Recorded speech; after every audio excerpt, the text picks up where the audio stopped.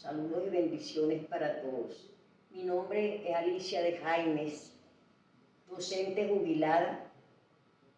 Realizo una actividad artístico-musical, social comunitaria junto con mi hija María Elena, donde participan jóvenes, niños, personas con discapacidad y adultos mayores, desde hace más de 40 años.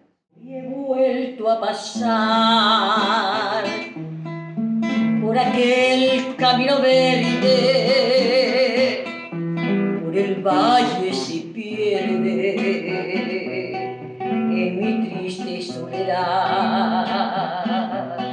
Hoy he vuelto a rezar a la puerta de la ermita, le pedí a mi virgencita, yo te vuelvo a encontrar por el camino verde que va a la ermita. Desde que tú te fuiste, lloran de pena las margaritas,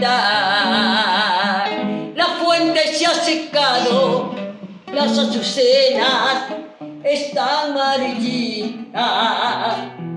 Por el camino verde que va a la ermita, camino